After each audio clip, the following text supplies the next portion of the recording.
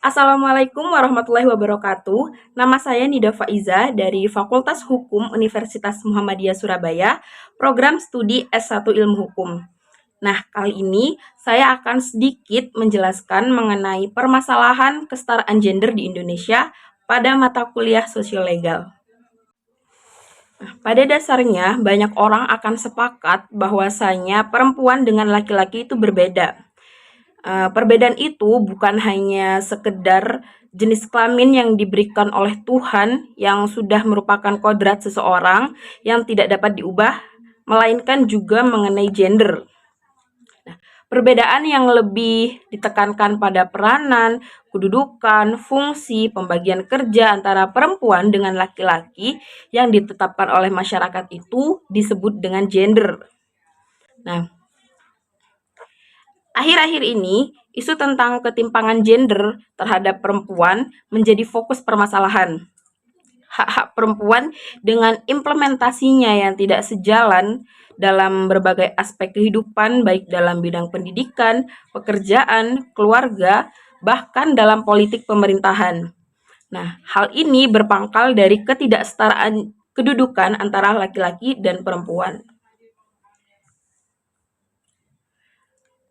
Nah, dalam kenyataannya di kehidupan ini, laki-laki itu lebih banyak diunggulkan dibanding perempuan dalam berbagai aspek kehidupan. Nah, hal itu yang menyebabkan adanya perbedaan hak antara laki-laki dengan perempuan yang menimbulkan perbedaan status sosialnya di masyarakat. Nah, makna kesetaraan gender itu sendiri harusnya bisa memberikan hak untuk hidup dengan terhormat, bebas menentukan pilihan hidupnya, karena pada dasarnya perempuan juga mempunyai hak yang sama dengan laki-laki. Nah, Indonesia mempunyai sejarah yang cukup panjang terkait memperjuangkan kesetaraan gender. Nah, pada masa RA Kartini dulu, para kaum wanita sudah mulai sadar akan makna dari kesetaraan gender. Nah, yang mana untuk mendapatkan hak-hak sosial sebagaimana yang didapatkan oleh kaum lelaki. Nah, kemudian dikeluarkannya Instruksi Presiden Nomor 9 Tahun 2000 tentang pengarusutamaan gender merupakan indikator bahwa permasalahan gender yang terus terjadi masih belum mendapatkan perhatian. Nah, dengan dikeluarkannya Inpres tersebut, diupayakan untuk mewujudkan keadilan dan kesetaraan gender di berbagai sektor kehidupan seperti berkeluarga, bermasyarakat, berbangsa, dan bernegara.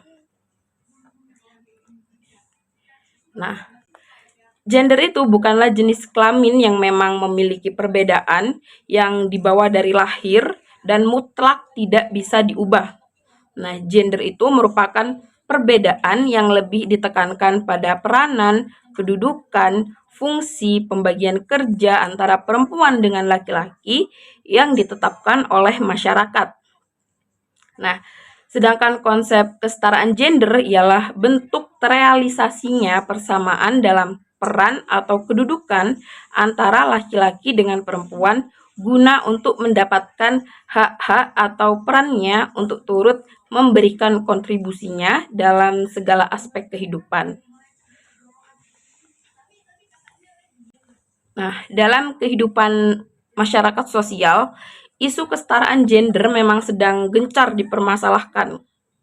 Perbedaan antara perempuan dan laki-laki dalam menjalankan peran sosialnya, yang mana perempuan dianggap lebih lemah atau rendah daripada laki-laki. Nah, seperti halnya dalam dunia pekerjaan. Perbedaan jenis kelamin menimbulkan adanya pembagian peran kerja antara laki-laki dengan perempuan yang didasarkan pada perbedaan tersebut. Nah, hal ini berakibat terjadinya ketimpangan peran antara laki-laki dan perempuan, yang mana perempuan cenderung dianggap kurang produktif dan tidak banyak berkontribusi dibandingkan dengan laki-laki. Nah, hal-hal itulah yang membuat kaum perempuan tidak memiliki kesempatan yang sama dengan laki-laki untuk meningkatkan potensi diri dan mengembangkan karirnya. Nah, permasalahan ketidakadilan gender ini bisa terlihat dalam berbagai aspek kehidupan, seperti dalam aspek pendidikan, keluarga, masyarakat, bahkan dalam aspek politik pemerintahan. Di Indonesia terjadinya ketimpangan atau ketidakadilan gender karena adanya faktor yang mempengaruhinya. Seperti diketahui, Indonesia memiliki banyak suku atau etnis yang pasti juga melahirkan banyak budaya yang berbeda dari setiap suku tersebut, sehingga itu akan mempengaruhi ketidakseimbangan peran antara laki-laki dengan perempuan. Seperti halnya dalam lembaga pemerintahan, partisipasi kaum wanita masih sangat rendah dalam lembaga eksekutif, yudikatif, legislatif, maupun partai politik. Nah, banyak pemimpin yang didominasi oleh kaum lelaki. Nah, bahkan pemimpin-pemimpin daerah pun juga demikian. Seakan masyarakat itu lebih menaruh kepercayaan kepada kaum laki-laki sebagai pemimpin daripada kaum perempuan. Nah, akan tetapi belakangan ini sudah mulai banyak terlihat partisipasi kaum perempuan dalam bidang pemerintahan. Nah, terbukti dengan adanya perempuan yang menjabat sebagai bupati dan bahkan gubernur di Indonesia. Dengan begitu, kaum perempuan ini bisa mulai bersaing dengan kaum laki-laki. Nah, selama ini perspektif masyarakat Indonesia menurut kodratnya menganggap perempuan itu lemah dan laki-laki itu kuat. Nah, sehingga dalam lingkungan keluarga, posisi perempuan selalu dinomorduakan. Karena perspektif yang melihat bahwa laki-laki itu kuat membuat peran kepala rumah tangga itu ditugaskan kepada laki-laki atau suami. Nah, banyak contoh permasalahan yang mana perempuan atau istri itu tidak diperbolehkan untuk bekerja karena bekerja itu adalah tugas laki-laki. Nah, sehingga pekerjaan domestik seperti mengurus rumah, mengurus anak, memasak, dan lainnya itu diberikan kepada perempuan. Nah, peran tersebut yang membuat perempuan itu jadi kurang produktif dan tidak bisa mengembangkan potensi diri atau karirnya.